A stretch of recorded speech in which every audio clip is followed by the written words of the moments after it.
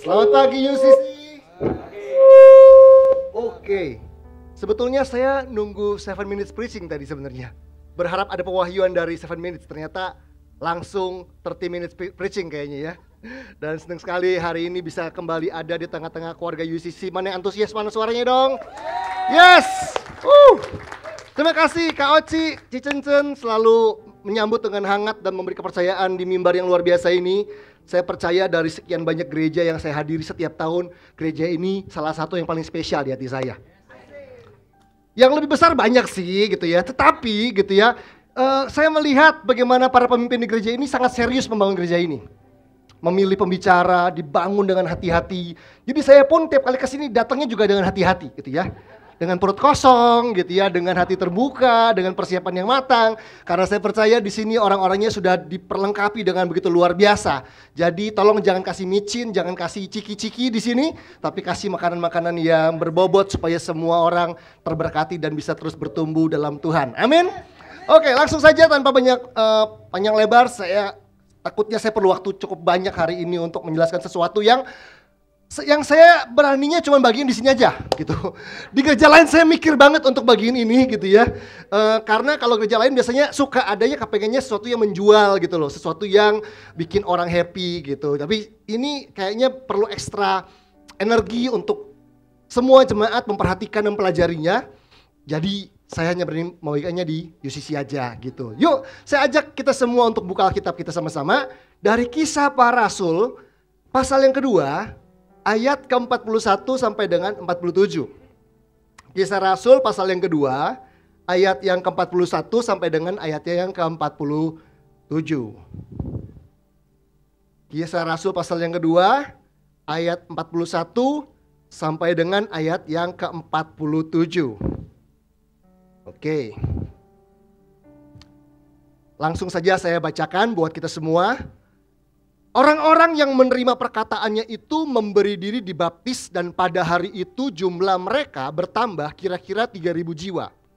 Mereka bertekun dalam pengajaran rasul-rasul dan dalam persekutuan dan mereka selalu berkumpul untuk memecahkan roti dan berdoa. Maka ketakutanlah mereka semua sedang rasul-rasul itu mengadakan banyak mujizat dan tanda. Dan semua orang yang telah menjadi percaya tetap bersatu dan segala kepunyaan mereka adalah kepunyaan bersama. Dan selalu ada dari mereka yang menjual harta miliknya lalu membagi-bagikannya kepada semua orang sesuai dengan keperluan masing-masing. Dengan bertekun dan dengan sehati mereka berkumpul tiap-tiap hari dalam bait Allah. Mereka memecahkan roti di rumah masing-masing secara bergilir dan makan bersama-sama dengan gembira dan dengan tulus hati sambil memuji Allah. Dan mereka disukai semua orang. Dan tiap-tiap hari Tuhan menambah jumlah mereka dengan orang yang diselamatkan. Saya percaya buat keluarga besar UCC, perikop ini bukan perikop yang baru untuk dibahas.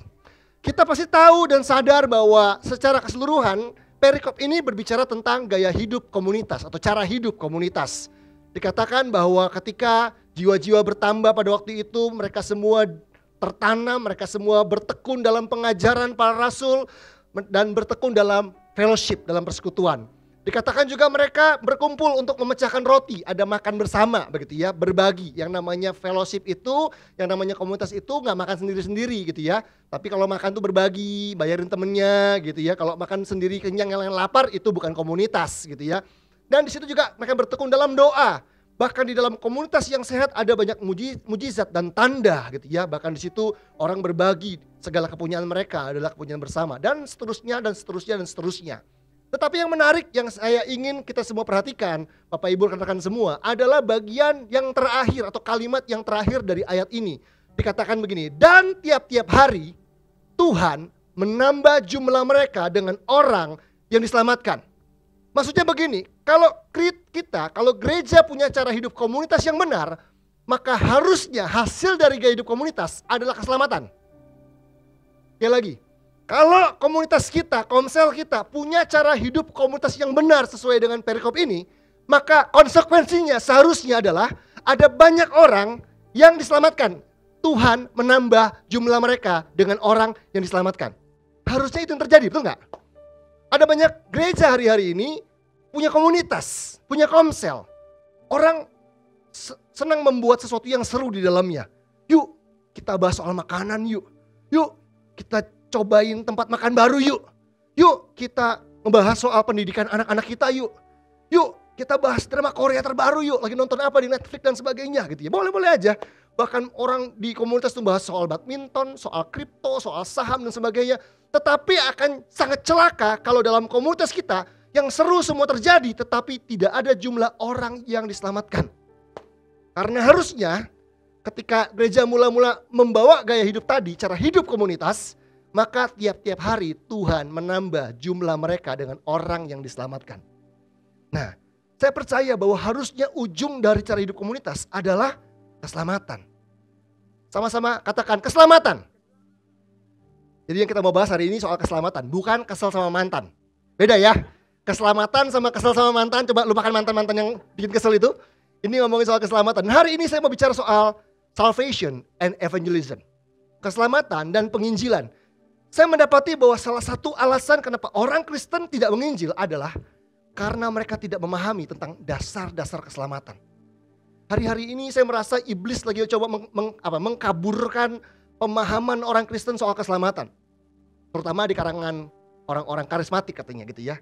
Kita suka khotbah yang praktis. Kita membahas tentang the power of focus. Kita membahas soal the power of integrity.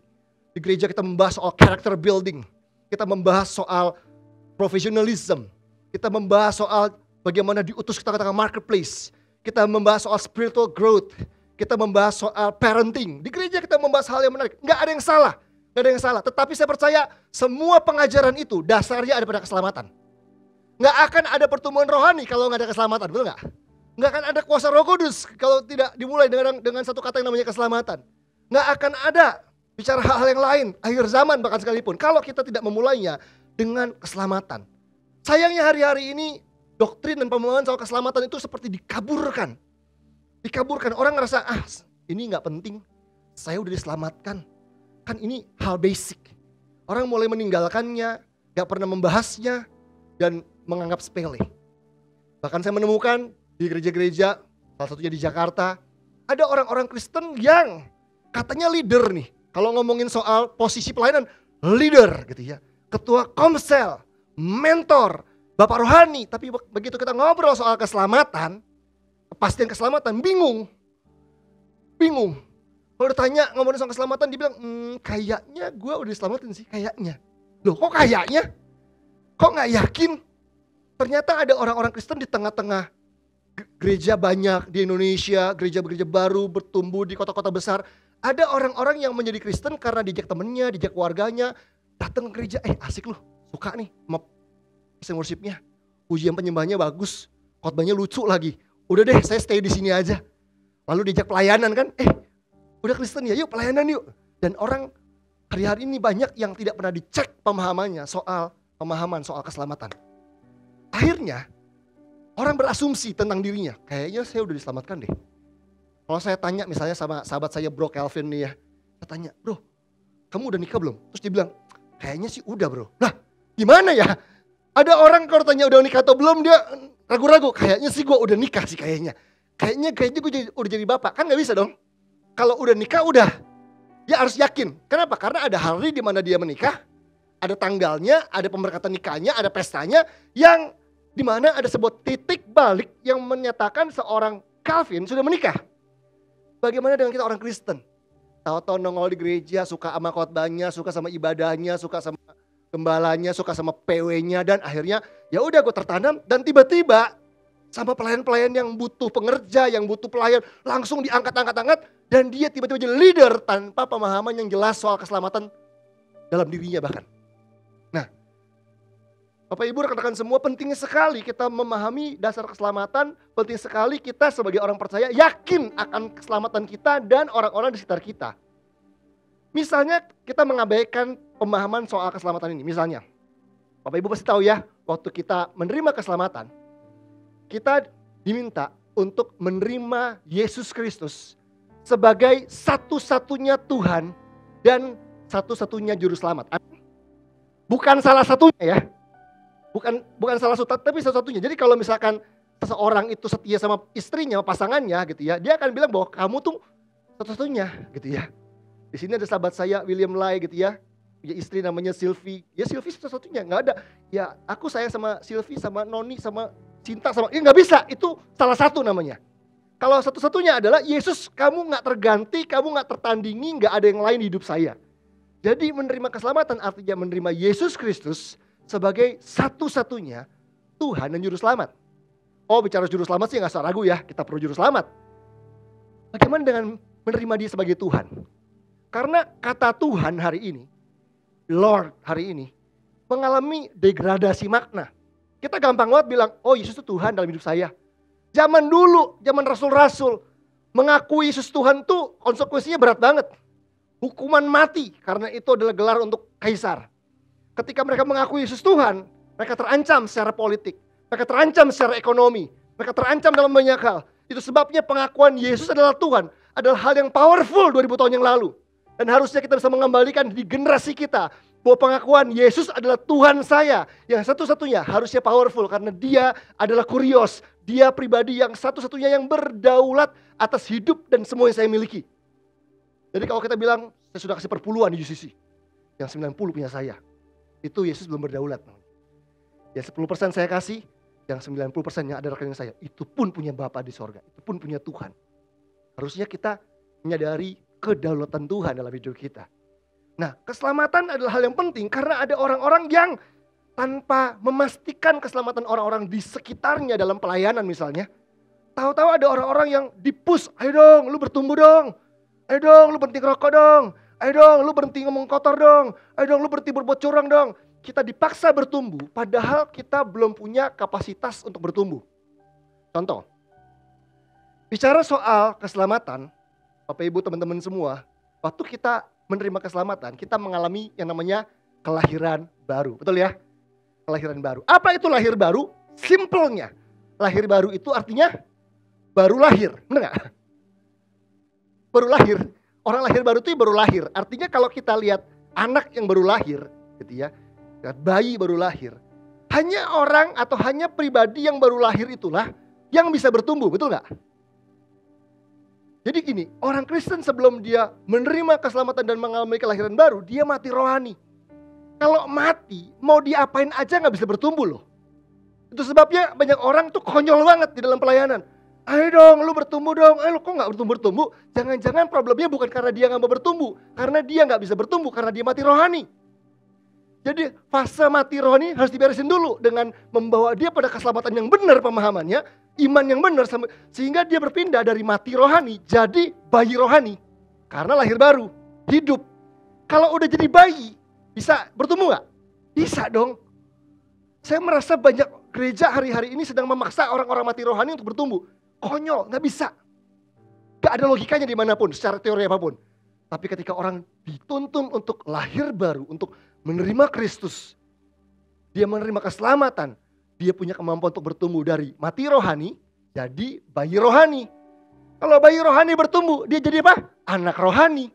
Kalau anak rohani bertumbuh, dia jadi apa? Dewasa rohani. Kalau dewasa rohani bertumbuh, jadi apa? Jadi bapak rohani. Gak bisa dong dari mati rohani tiba-tiba jadi bapak rohani. Ternyata banyak mayat-mayat yang jadi bapak rohani. That's why banyak gereja berantakan. Karena lahir baru aja gak ngerti. Keselamatan aja gak ngerti. Di skip. Karena apa? Karena gereja butuh percepatan. Karena gereja menghadapi banyak tuayan. Betul, tuayan banyak. Tetapi jangan di skip pengajaran yang penting ini. Yang namanya dasar keselamatan. Karena ada banyak orang di-push untuk bertumbuh. Ayo dong, berubah dong. Kok gak bisa? Jangan-jangan belum pernah ditantang untuk menerima Kristus dan mengalami kelahiran baru sehingga rohnya yang mati dihidupkan. Nah, bicara soal keselamatan, bicara hal yang luar biasa, Bapak Ibu semua, teman-teman semua. Saya percaya keselamatan itu punya 4 dimensi. 4 dimensi. Yang pertama masa lalu atau past. Yang kedua namanya masa kini atau present. Yang ketiga namanya future, masa depan. Dan yang keempat namanya eternity, yang adalah kekekalan. Jadi kalau diselamatkan itu gak cuma bilang, oh nanti masuk surga waktu saya mati. Gak cuma itu. Kata soteria dalam bahasa Yunani, selamat, keselamatan, itu mencakup diberkati, dilepaskan, dipulihkan, ditolong, mengalami kemenangan, itu satu paket semuanya. Wow. Jadi orang yang menerima keselamatan itu gak cuma nanti masuk surga. Tapi masa lalunya diampuni. Masa lalunya diubahkan. Masa kininya diberkati. Masa kininya disertai Tuhan. Di-empower oleh Tuhan. Masa depannya dijamin, dituntun. Dan ada jaminan keselamatan kekal. 4 dimensi itu dijawab. Yuk buka pikiran kita bahwa keselamatan itu harusnya sesuatu yang menggairahkan. Bicara soal salvation harusnya gak, keselamatan. Jadi orang Kristen kalau bicara soal keselamatan itu kayak, nah itu sebabnya perlu datang pagi hari ini gitu ya. Atau yang di rumah harus dengar YouTube ini, supaya kita waktu dengar kata salvation, kita tiba-tiba bergairah dan bisa men-treasure apa yang Tuhan sudah kerjakan dalam hidup kita. Nah, saya ingin memberikan 3 pemikiran pagi hari ini, yang saya berharap 3 pemikiran ini bisa membawa kita gitu ya, tadi from salvation to evangelism. Karena orang yang memahami tentang pentingnya keselamatan, harusnya endingnya akan membuat dia gak tahan untuk bicara tentang Yesus kepada siapapun dalam hidupnya dia. Nah, pemikiran yang pertama yang saya ingin bagikan begini. Ini pemikiran yang pertama. Bapak Ibu, rekan-rekan boleh catat kalimat ini. Yang pertama adalah begini. Keselamatan adalah inisiatif Allah yang menuntut respon manusia. Saya ulangi. Keselamatan adalah inisiatif Allah yang menuntut respon manusia. Saya akan coba jelaskan part yang pertama dulu, di mana dikatakan bahwa keselamatan adalah inisiatif Allah. Sebelum kita sadar kita perlu keselamatan, Allah sudah lebih dulu tahu bahwa kita membutuhkannya. Sebelum kita sadar bahwa kita hidupnya kacau dan pasti binasa, jauh sebelum itu, Allah sudah lebih dulu berinisiatif membuat sebuah rencana yang namanya rencana keselamatan. Bapak Ibu kalau membaca Alkitab dari kitab Kejadian gitu ya, sampai seterusnya sampai masuk perjanjian baru, kita akan menemukan bahwa Tuhan bukti cintanya dia adalah dengan merancangkan sebuah rencana yang namanya rencana keselamatan. Di dalam kitab Matius pasal yang pertama, itu ada yang namanya silsilah Yesus Kristus. Dari Abraham seterusnya, itu disebutnya genealogi gitu ya. Genealogi dari Jesus Christ gitu ya. Itu kalau kita baca itu, kita ketemu banyak nama yang kita gak tahu itu siapa. Tapi gak usah pusing sama namanya. Tapi bayangkan, Tuhan memakai generasi demi generasi, puluhan generasi. Terus dari Abraham terus ke bawah, terus sampai datang Yesus. Itu bicara apa? Itu bicara soal rencana keselamatan. Bukti dari inisiatif Allah untuk menyelamatkan kita. Jauh sebelum kita ngerasa kita butuh diselamatkan, Tuhan sudah lebih dulu berinisiatif untuk menyelamatkan kita. Dan saya percaya bahwa inisiatif adalah bukti dari kasih. Amin. Sekali lagi, inisiatif adalah bukti dari kasih. Itu sebabnya orang yang gak punya inisiatif, kasihnya dipertanyakan. Gitu gak sih? Kasih seharusnya melahirkan inisiatif dalam hidup kita. Dan saya percaya inisiatif Allah harusnya membuat kita kagum dong akan keselamatan yang kita terima. Waktu pacaran, kalau kita ingat, kita akan kagum sama pasangan kita kalau kita belum ngomong, dia udah tahu, enggak? Dan dia udah nyiapin apa yang ada di pikiran kita. Kita bilang, lu dukun ya? Kok bisa baca pikiran gua gitu? Gue baru kepengen ini, lu udah beliin. Itu kan kayak, wah, orang pacaran aja bisa kagum sama yang namanya inisiatif. Masa sih hari ini kita jadi anak Bapa di sorga gak kagum sama inisiatifnya? Selamatin kita dengan rencana keselamatan yang begitu luar biasa. Roma 5 ayat yang ke-8. Coba kita lihat Roma 5 ayat yang ke-8 bilang begini. Roma 5 ayat yang ke-8, akan tetapi Allah menunjukkan kasih-Nya kepada kita oleh karena Kristus telah mati untuk kita ketika kita masih berdosa. Kita aja masih berdosa, kita pun masih belum sadar kita butuh keselamatan. Tuhan sudah sediakan buat kita. Jadi keselamatan itu adalah inisiatif Allah. Bolehkah sama-sama ulangi kalimat ini? Keselamatan adalah inisiatif Allah. 1, 2, 3. Adalah inisiatif Allah. Tetapi masalahnya keselamatan yang adalah inisiatif Allah ini menuntut respon manusia. Tanpa respon, inisiatif sia-sia. Sama kayak tadi orang pacaran dikasih inisiatif gitu ya, dia berinisiatif untuk kasih surprise. Nah, terus gak ada respon. Biasa aja gitu ya. Ya ampun gitu. Harusnya responnya tuh berterima kasih gitu ya gak sih? Menerima pemberian itu dengan antusias, dikasih apa dipakai gitu ya. Itu respon namanya. Nah, hari-hari ini yang saya terkejut adalah ada banyak orang di luar sana.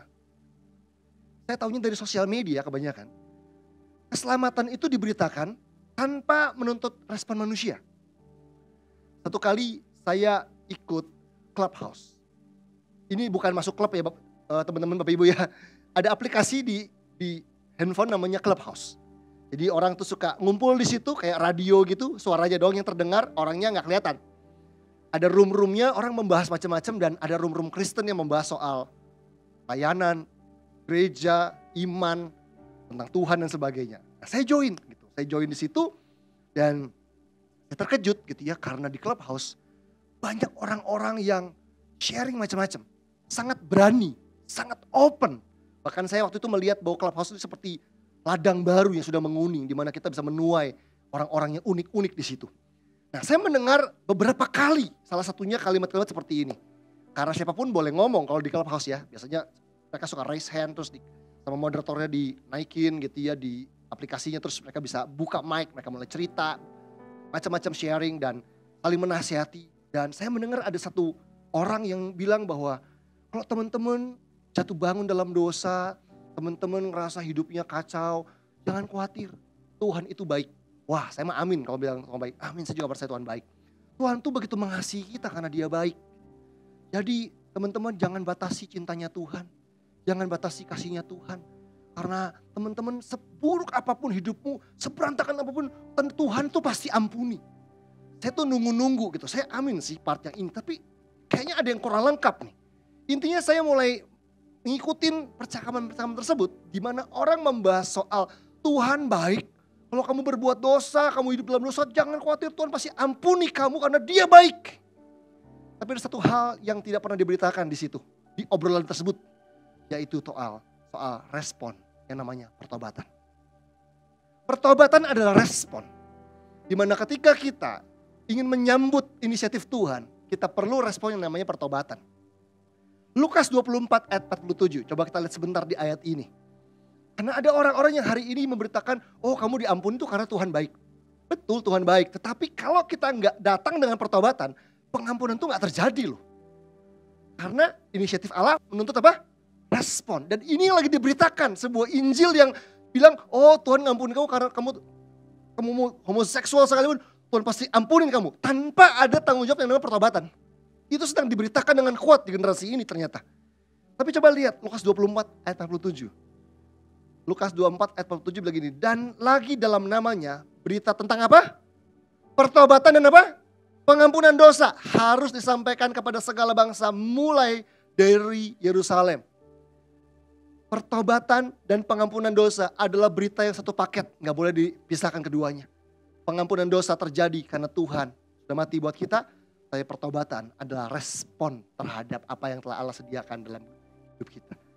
Bapak Ibu rekan-rekan boleh cek di Alkitabnya, di aplikasinya, ketik kata pertobatan dan pengampunan dosa, akan muncul beberapa ayat yang setara dengan ayat ini. Di mana pertobatan dan pengampunan dosa itu tidak dipisahkan. Nah, tapi hari-hari ini banyak orang Kristen lagi gak paham soal hal ini. Padahal inisiatif Allah itu menuntut respon. Yohanes 3:16 bilang begini, karena begitu besar kasih Allah akan dunia ini, sehingga ia mengaruniakan anaknya yang tunggal, supaya barang siapa yang percaya, itu respon loh, tidak binasa, melainkan beroleh hidup yang kekal. Ini pemikiran yang pertama. Saya berharap teman-teman di Jemaat UCC, kita semua mengamini hal ini. Keselamatan adalah inisiatif Allah dan menuntut respon manusia yang namanya pertobatan. Yang kedua, pemikiran yang kedua adalah begini. Keselamatan merupakan kebutuhan terbesar kita sekaligus pemberian termahal Allah untuk kita. Saya ulangi ya, keselamatan merupakan kebutuhan terbesar kita sekaligus pemberian termahal Tuhan buat kita. Bapak Ibu rekan-rekan semua, saya percaya bahwa kebutuhan terbesar manusia atau kebutuhan terbesar kita itu bukan pakaian yang mahal. Kebutuhan terbesar kita bukan gadget yang baru. Bukan sekedar jodoh, bukan sekedar punya rumah sendiri, bukan sekedar liburan ke Turki. Mas, itu impian aku, Mas. Kapadokia. Enggak. Saya percaya bahwa even itu semua tadi adalah kebutuhan, saya percaya bahwa kebutuhan terbesar manusia adalah keselamatan dalam Yesus. Itu kebutuhan terbesar kita. Itu kebutuhan terbesar pasangan kita.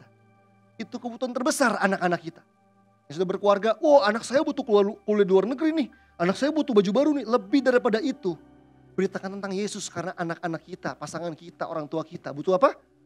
Butuh keselamatan, karena keselamatan itu kebutuhan terbesar kita.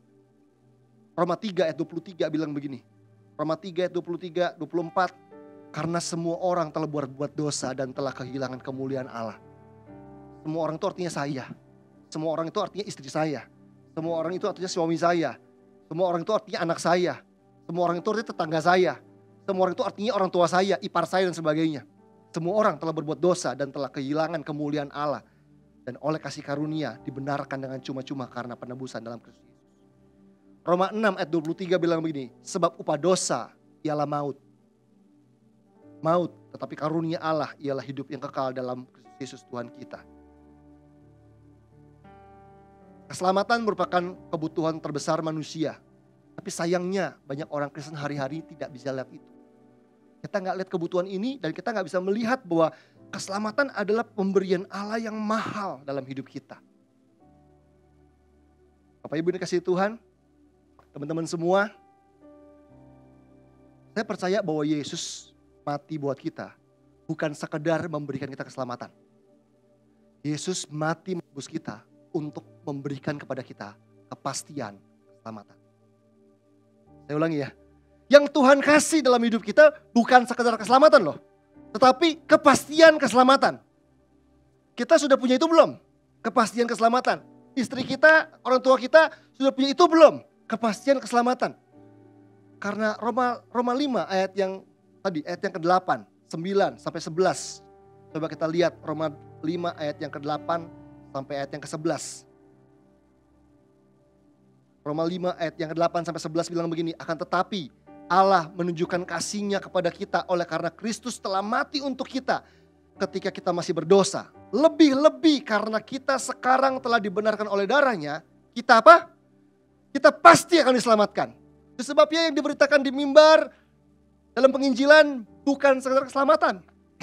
Tapi apa? Pastian keselamatan. Karena dulu di luar Kristus kita semua pasti binasa. Tapi di dalam Kristus kita semua pasti keselamatan.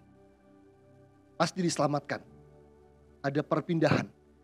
Kita pasti akan diselamatkan dari apa? Dari apa? Kita pasti akan diselamatkan dari apa? Dari murka Allah. Kita gak cuma diselamatkan dari dosa. Kita gak cuma diselamatkan dari neraka. Kita gak cuma diselamatkan dari kebinasaan.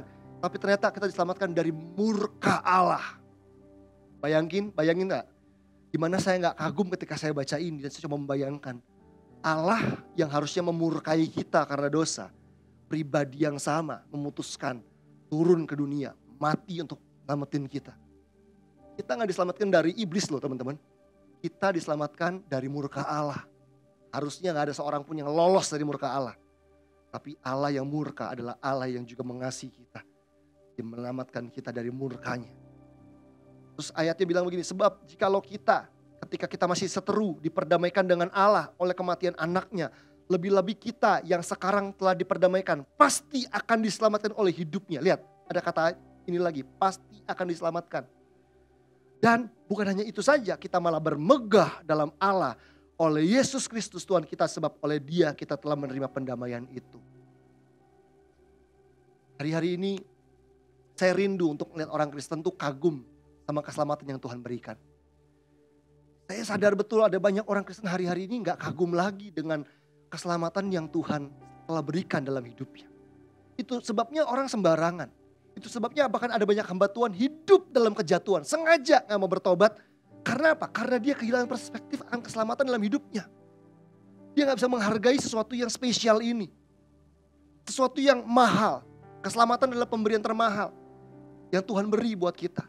Pemberian termahal Tuhan bukan kesembuhan. Bukan berkat-berkat jasmani. Bukan jodoh. Tapi pemberian termahal Tuhan adalah keselamatan dalam Yesus. Harusnya kita sadar itu. Harusnya kita menghargai dan spesial. Sesuatu yang mahal. Satu kali saya dan leader-leader di gereja kami pergi ke Pantai Indah Kapuk. Peak kan lagi happening kalau di Jakarta. Nah, kita parkir kan. Mobilnya parkir isinya rame-rame nih. Tiga penatua sama istri sama anak. Satu mobil. Begitu keluar, ayo langsung keluar aja kan. Seru kan namanya anak-anak pintu jeglak-jeglak aja. Kita suka, awas jangan nabrak. Jangan nyenggol mobil sebelahnya gitu. Namanya anak kecil, wah seru-seru juga gitu ya. Kali itu kami parkir di sebuah tempat ya. Mau nongkrong makan. Tapi waktu kami parkir mobil, sebelah kiri kami ada Lamborghini. Mobil Lamborghini. Biasanya kalau sebelahnya Xenia, di sebelahnya Vios, biasa aja kita semua kan keluar aja gitu ya. Begitu Lamborghini, wis awas, jangan nyenggol. Jangan sampai kena beret, jaket, tas, kena kancingnya tas gitu ya. Hati-hati anak-anak, awas, anak, lo sebelah sana aja gitu ya. Nah, Lamborghini. Itu kita lewat sebelahnya aja hadiratnya beda sama Xenia. Hadirat Lamborghini itu kayak horor gitu ya, kita takut nyenggolnya gitu ya. Waduh, karena kita tahu harganya berapa ya gak sih? Kita treat spesial, kenapa? Karena kita tahu harganya tuh mahal. Tapi kalau kita kehilangan perspektif tentang keselamatan, tentang indahnya dan hebatnya keselamatan, hari ini kita anggap sepele kan soal keselamatan. Karena kita kehilangan perspektif bahwa ini tuh mahal. Kita membaca di Alkitab, oh kita diselamatkan karena anugerah oleh iman. Kita diselamatkan secara cuma-cuma. Oh, terus orang Kristen karena cuma-cuma, jadinya gampangan. Oh, cuma-cuma kok, gratis kok. Ya udah gitu ya. Gak pakai bayar-bayar yang gimana kok. Saya ingat dosen saya waktu saya sekolah teologi pada bilang begini. Keselamatan itu gratis. Keselamatan itu cuma-cuma. Bukan karena keselamatan itu murahan. Keselamatan itu gratis dan cuma-cuma. Karena kamu gak sanggup bayar. Yesus yang bayar buat kamu. Wow. Tiap kali saya ingat kalimat itu. Saya kembali kagum sama keselamatan yang Tuhan sudah kasih. Keselamatan ini gratis dan cuma-cuma. Bukan karena dia murah. Tapi karena saya dengan semua yang saya punya gak sanggup bayar keselamatan ini. Yesus yang harus bayar buat saya. Supaya saya dapatnya cuma-cuma. Itu sebabnya Injil itu good news, benar gak? Kabar baik. Karena kita gak bisa bayar Tuhan kasih buat kita. Yuk, UCC kembali kagum sama keselamatan yang Tuhan kasih. Kembali hargai, kembali kagum, kembali apa? Kembali benar-benar excited dengan keselamatan yang Tuhan sudah berikan dalam hidup kita. Orang itu gak akan paham keselamatan tuh indahnya seperti apa kalau dia gak tahu apa artinya hampir mati. Saya pernah punya seorang teman bilang gini, masa lalu gue tuh parah banget. Gue dulu suka tawuran katanya.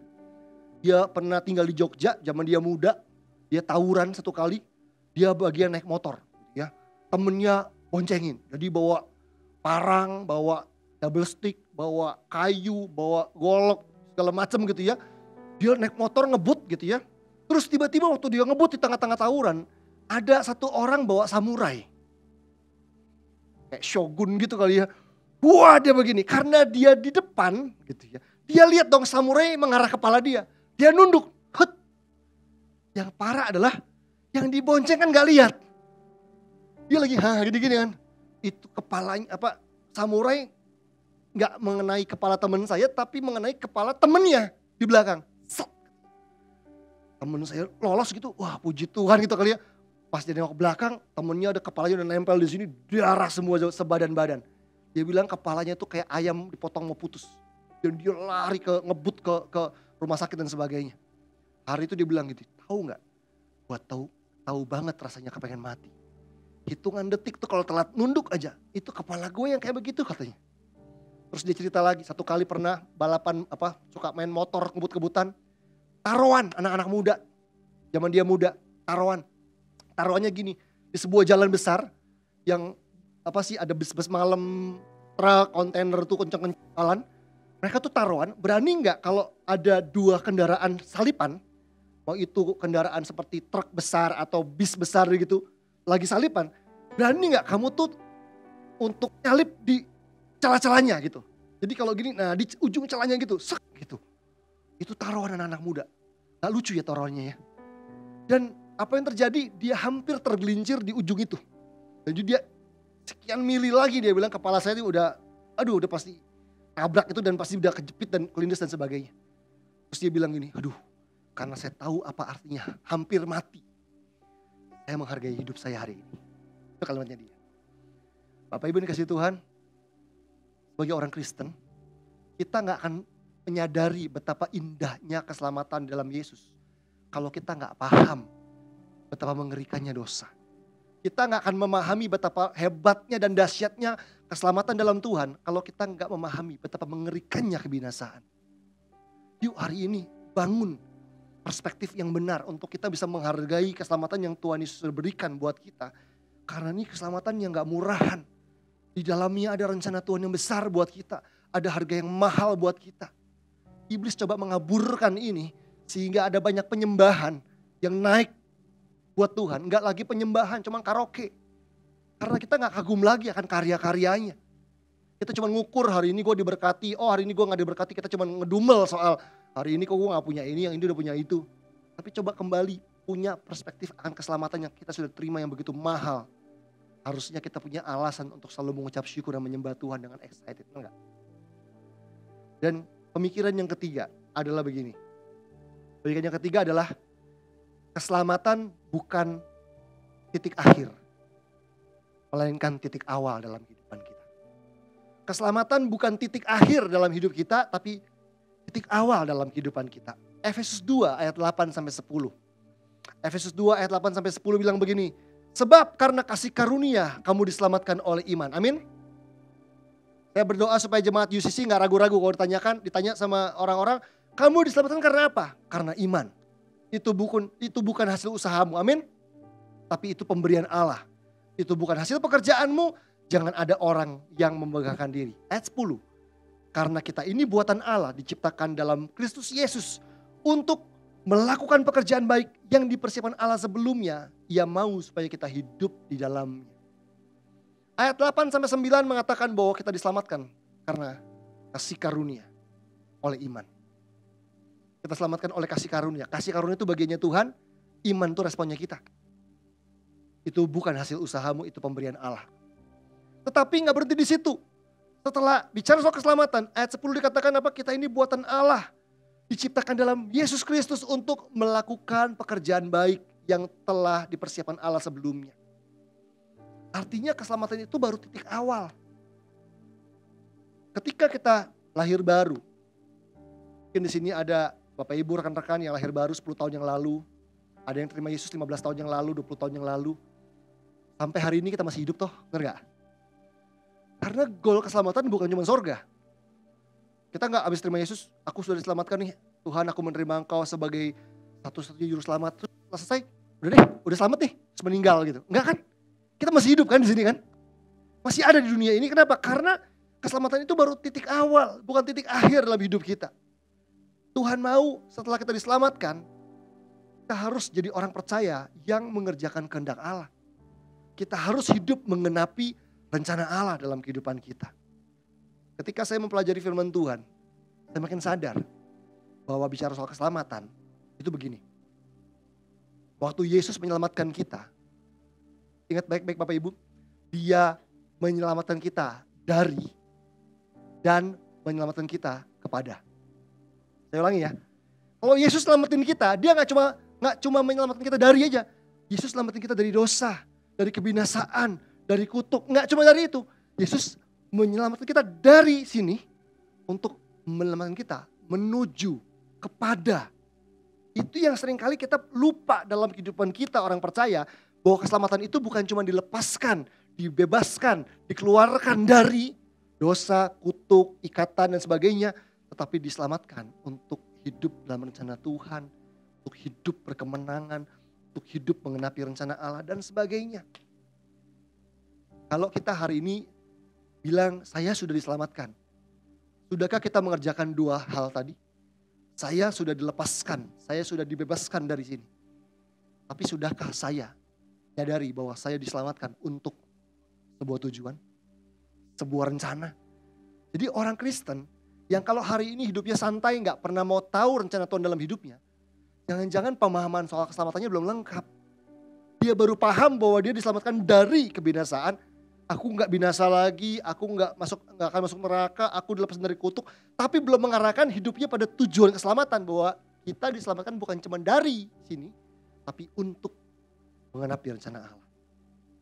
Untuk berjalan dalam kehendak Tuhan dan sebagainya. Bapak Ibu kasih Tuhan, satu kali saya diundang khotbah di satu gereja anak muda, Jakarta, udah lama, 6 tahun lalu mungkin. Terus waktu saya mau pulang, saya ketemu teman saya, orang yang ngundang saya. Tadi di gereja gak ada, begitu pulang ketemu. Terus saya sapa, apa kabar gitu ya. Terus dia bilang, baik. Tiba-tiba saya ingat di sosmednya dia, di Instagramnya dia beberapa hari sebelumnya, mamanya meninggal. Saya ucapin dong, bro turut berduka cita ya. Saya lihat ibu kamu meninggal. Terus dia bilang, oh iya, thank you ya, dia bilang gitu. Iya, nyokap masih agama lain, disebut satu agama gitu ya. Dengan santai, ya nyokap belum Kristen, masih agama lain. Udah terus dia santai, terus dia pergi.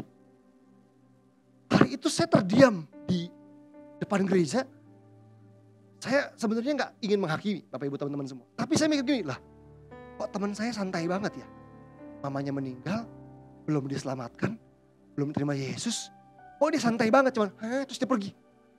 Saya mikir gini, kalau itu gue, udah nangis banget kali. Terpukul banget loh. Kenapa? Karena saya percaya. Kita rindu.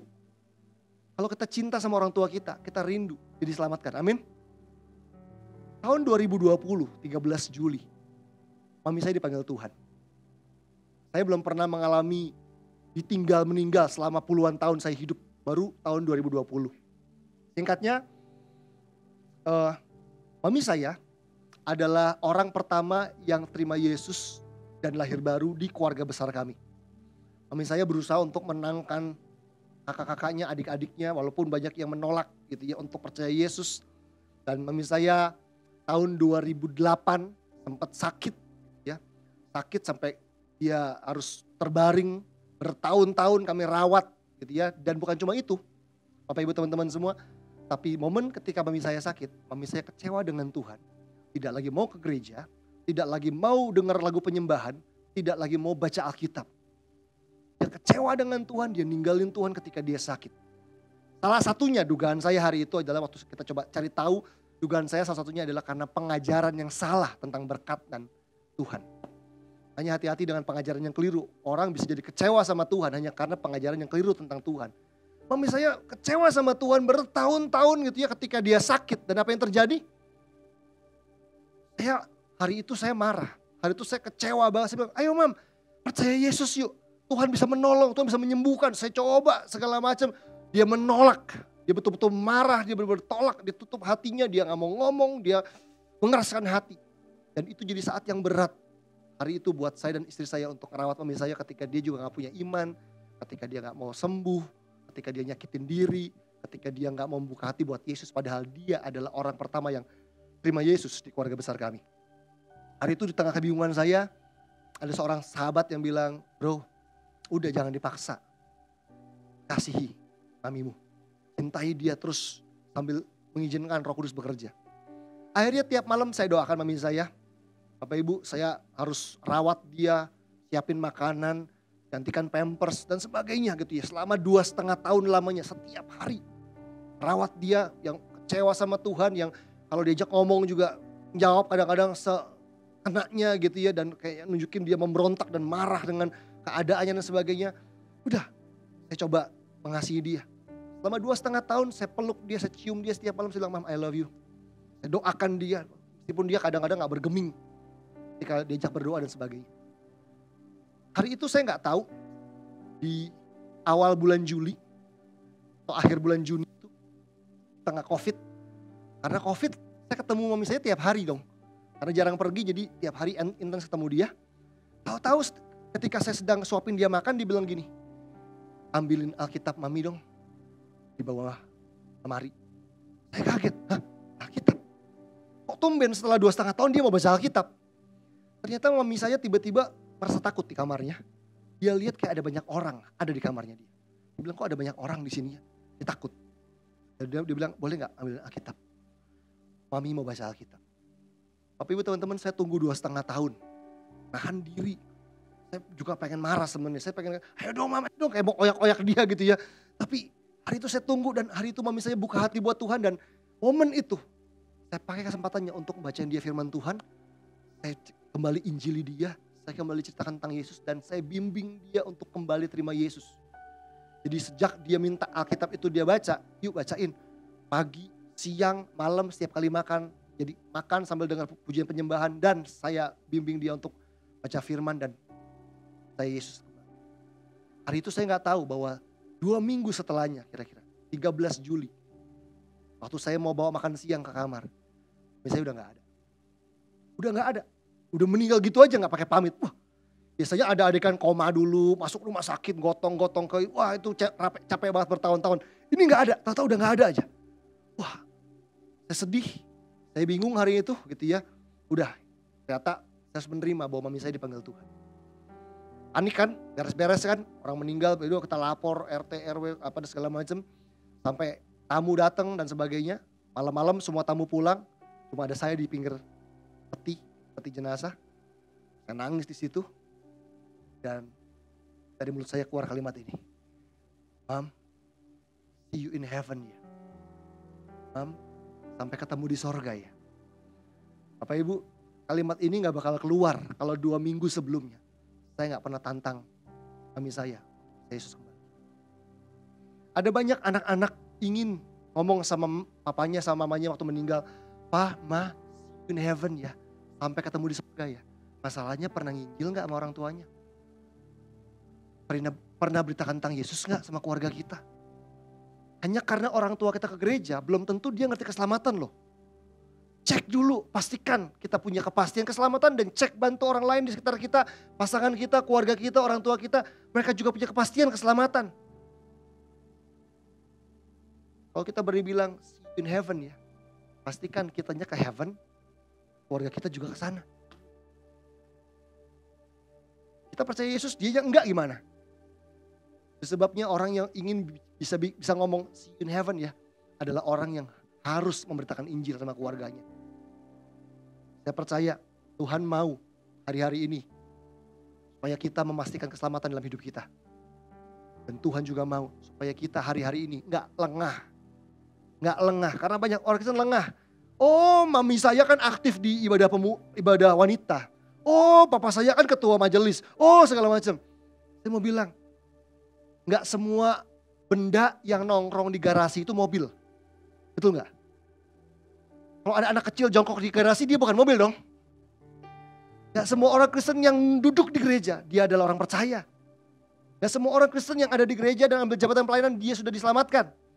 Cek, ajak ngobrol, diskusi untuk paham, oh orang ini sudah betul-betul menerima Kristus dengan benar atau belum. Kalau belum, jangan ragu untuk bawa keluarga kita, injili keluarga kita, tantang keluarga kita untuk mereka punya kepastian keselamatan. Jangan sampai keluarga kita, orang-orang kita sayang berasumsi soal keselamatan. Kayaknya, mudah-mudahan, saya percaya dalam Yesus adanya kepastian keselamatan. Bukan mudah-mudahan, bukan kayaknya. Jadi hari ini kalau ada jemaat UCC yang duduk di sini, kalau berpikir soal keselamatan masih kayaknya, yuk belajar kembali.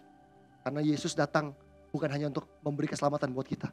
Dia datang untuk memberi kepastian keselamatan buat kita. Gak ada kayaknya dalam dia. Kalau masih kayaknya gak apa-apa, yuk kita beresin hari ini supaya gak jadi kayaknya lagi. Kita punya kepastian. Dan yang paling penting juga adalah keluarga kita. Kadang-kadang saya lihat di sini banyak orang Kristen yang sayang sama keluarganya, ya gak sih? Papanya diajak ke luar negeri, mamanya diajak makan enak di restoran mewah dan sebagainya. Jangan sampai orang tua kita seneng dan happy, diajak liburan ke luar negeri, makan enak, tapi jiwanya binasa akhirnya. Hanya karena kita gak pernah bimbing dia terima Yesus.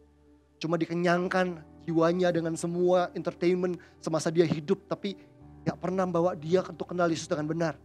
Bukti bahwa kita anak-anak yang cinta sama orang tua, bukan sekedar kasih uang belanja sama orang tua, bukan sekedar beli A, B, C sama orang tua. Tapi adalah selain itu adalah bawa orang tua kita untuk kenal Yesus, untuk terima Yesus, untuk diselamatkan. Minta peluang itu sama Tuhan. Mungkin ada orang-orang yang udah nginjilin orang tuanya, tapi bebal orang tuanya, keras. Gak mau, apaan tuh gereja, apa tuh Alkitab, apa Yesus. Gak apa-apa, doain terus. Tetap tabur. Mungkin kita dapatnya di ujung, gak apa-apa, ya gak sih? Mungkin udah koma gitu ya, papa kita ada. Biasanya orang kalau udah momen-momen begitu ya, udah koma dan sebagainya, ditawarin apa aja mau biasanya. Ya gak apa-apa. Tapi kalau bisa kan maksud dia masih sehat udah terima Yesus ya. Tapi kalau pun dapatnya di ujung juga gak apa-apa gitu ya. Saya ajarin anak-anak rohani saya, kalau ketemu poponya yang selama ini menolak Kristenan, di ujung pun bisikin di kupingnya, lu nongol. Jangan, saya bilang gini, beberapa teman-teman, udah kalau ada saudara mau meninggal jangan ke gereja, datang ke sono. Yesus tuh ada di situ tuh, bisikin di kupingnya, mau gak kamu percaya Yesus? Biasanya kalau udah koma begitu apa juga mau. Bimbing, yuk popo, yuk ikutin doa saya iya. Even dapetnya di ujung juga gak apa-apa teman-teman. Karena kita dipanggil sama Tuhan untuk menyelamatkan semua. Menolong semua orang-orang yang perlu diselamatkan. Amin. So karena itu saya berdoa supaya hari-hari ini jemaat UCC kembali excited sama keselamatan yang Tuhan berikan. Karena keselamatan ini gak murahan. Keselamatan ini mahal. Jangan sampai waktu kita nonton drakor terbaik yang kita nonton di Netflix. Wih gila ini drakor keren banget. Bener gak sih? Kalau udah keren banget kita pasti apa? Bikin postingan kan, kita ngiklan ke teman-teman kita ngomongin gak berhenti-berhenti. Kenapa? Karena kita excited sama di drakor, keren banget. Kalau kita seneng sama satu tempat makan gitu ya, kita ngomongin terus, harus nyobain ini makan ini. Tapi saya percaya kalau kita excited sama Yesus, kita juga gak berhenti ngomong tentang dia dong. Kita akan ceritain sama semua orang untuk bilang, keselamatan yang Tuhan kasih dalam hidup gue tuh dahsyat banget deh, lu harus tahu deh. Dan kita akan share tentang Tuhan. Jangan kalau soal drakor berani. Tempat makan berani. Soal Yesus bungkam, diem aja. Jangan-jangan Yesus gak menarik buat kita. Jangan-jangan kita gak bisa melihat the beautiness ya, of Jesus Christ dan salvation yang dia berikan buat kita. Sebabnya saya meyakini orang Kristen yang paham soal keselamatan, endingnya, ujungnya ada penginjilan. Dia akan punya hati untuk bisa merindu, berbagi sama orang lain tentang Yesus. Amin. Yuk sama-sama kita bangkit berdiri sebentar. Bapak Ibu teman-teman semua. Saya ajak kita semua untuk berdoa yang ini. Yang pertama saya ingin tanya dengan semua mata tertutup. Yuk jujur. Saya ajak semuanya jujur. Bapak Ibu, rekan-rekan semua, siapapun Anda, apapun jabatan Anda. Apakah Anda orang kaya, orang terkenal, terpandang. Apakah Anda pemimpin, salah satu leader di gereja ini, pemimpin komsel, udah lama jadi Kristen, udah pernah khotbah sekalipun dimanapun. Hari ini pertanyaan saya adalah, apakah Anda yakin akan kepastian keselamatan dalam Yesus? Apakah Anda ragu-ragu? Apakah masih ada kayaknya sih? Kita diselamatkan kayaknya. Alkitab berkata bahwa kalau kita percaya padanya dan menerimanya dengan benar, maka kita pasti diselamatkan. Tuhan Yesus sudah memindahkan kita dari orang-orang yang harusnya pasti binasa. Kita diubah, kita dibawa, berubah menjadi orang-orang yang pasti diselamatkan. Keselamatan adalah sebuah kepastian dalam Yesus. Saya berdoa supaya kita semua hari ini membuka hati dan membuka diri bagi apa yang Yesus buat dalam hidup kita. Bapak Ibu saudara kasih Tuhan, Anda tidak akan bisa bertumbuh kalau Anda tidak dilahirkan kembali. Kalau Anda tidak menerima keselamatan, gak akan ada pertumbuhan. Mungkin itu sebabnya hidupmu atau hidup orang di sekitarmu yang Anda bimbing, kok kayaknya berat, gak bertumbuh-bertumbuh. Jangan-jangan belum paham soal keselamatan, belum mengalami keselamatan, belum dilahirkan kembali. Hari ini saya mau tantang kita semua yang ada di sini, yang masih ragu-ragu, yang masih kayaknya. Saya percaya firman Tuhan berkata bahwa Yesus Kristuslah satu-satunya jalan keselamatan. Kita semua dipanggil untuk menerima Dia sebagai satu-satunya Tuhan dan satu-satunya juru selamat dalam hidup kita. Dengan semua mata tertutup, kalau ada di antara Bapak Ibu rekan-rekan yang hadir, yang hari ini Anda masih ragu dan Anda mau, selama ini Anda gak sadar, Anda jadi Kristen gitu aja tanpa memahami soal keselamatan dan tidak pernah dan belum pernah ada titik balik, belum ada titik di mana Anda dengan sengaja menerima Yesus dalam hidup Anda. Bolehkah kalau Anda ingin pagi hari ini menerima Yesus sebagai satu-satunya Tuhan dan Juru Selamat, bolehkah letakkan tangan kananmu di dadamu kalau ada.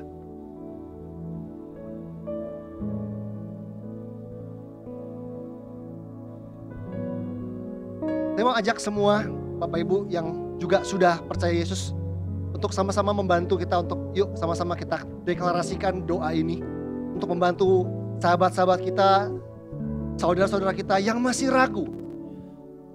Kalau ada tempat ini, yuk ucapkan sama-sama doa ini. Katakan Tuhan Yesus. Katakan Tuhan Yesus, aku percaya bahwa aku orang berdosa. Aku percaya bahwa upah dosa adalah maut. Dan aku pasti binasa. Tapi hari ini, aku memutuskan untuk menerima Engkau, yaitu Tuhan Yesus Kristus, sebagai satu-satunya Tuhan dan satu-satunya juru selamat dalam hidupku. Jadilah Raja yang memerintah atas hidupku. Jadilah Bapa atas hidupku. Aku percaya hari ini juga aku sudah menerima keselamatan dalam Engkau. Aku mau bertumbuh dalam Engkau dan aku mau dipakai oleh-Mu menjadi agen perubahan supaya banyak orang diselamatkan. Terima kasih Tuhan Yesus. Terima kasih Tuhan Yesus. Dan saya hari ini juga mau berdoa buat teman-teman yang lain yang Tuhan mau pakai hidup untuk menyelamatkan keluargamu. Mungkin ada di antara teman-teman yang di sini Anda merasa ya udah keluarga saya udah Kristen, tapi kita nggak pernah ngecek, kita nggak pernah memastikan apakah iman dari orang tua kita, pasangan kita, saudara kita, sahabat kita betul-betul iman yang benar, mereka menerima keselamatan dengan benar. Yuk, jangan lengah, jangan ceroboh. Hari-hari ini gunakan waktumu untuk melihat apakah orang-orang yang kamu cintai adalah orang-orang yang sudah menerima kepastian keselamatan dalam Yesus. Kalau belum, ambil langkah. Karena dari sinilah penginjilan dimulai. Dari orang-orang terdekat, dari orang-orang yang kamu sayang. Bapak, aku berdoa biar di gereja ini ada kekaguman akan keselamatan yang Tuhan berikan buat kami. Dan dari situ akan lahir spirit of evangelism yang membuat kami berani untuk memberitakan Yesus. Menantang orang untuk percaya Yesus. Keluarga kami, orang tua kami, pasangan kami, saudara kami, bahkan anak kami. Kami bawa pada Yesus karena kami percaya pemberian yang termahal adalah keselamatan. Dan kami ingin orang-orang yang kami cintai menerima keselamatan dalam Yesus. Terima kasih Tuhan. Bekerjalah dan bergeraklah di dalam hidup kami anak-anak-Mu, terutama di dalam komunitas-komunitas yang ada di gereja ini. Hamba mau berdoa biar kiranya di dalam komsel-komsel yang ada di UCC terjadi seperti apa yang firman Tuhan katakan, bahwa Tuhan akan menambahkan jumlah mereka, orang-orang yang diselamatkan di dalam komunitas-komunitas yang ada. Makasih Roh Kudus, kasih Bapa, buat kami selalu kagum akan Engkau, kagum akan firman-Mu, kagum akan karya-Mu, kagum akan keselamatan yang Yesus sudah berikan buat kami. Terima kasih. Saya berdoa dalam nama Yesus Kristus. Haleluya. Semua yang percaya sama-sama kita katakan.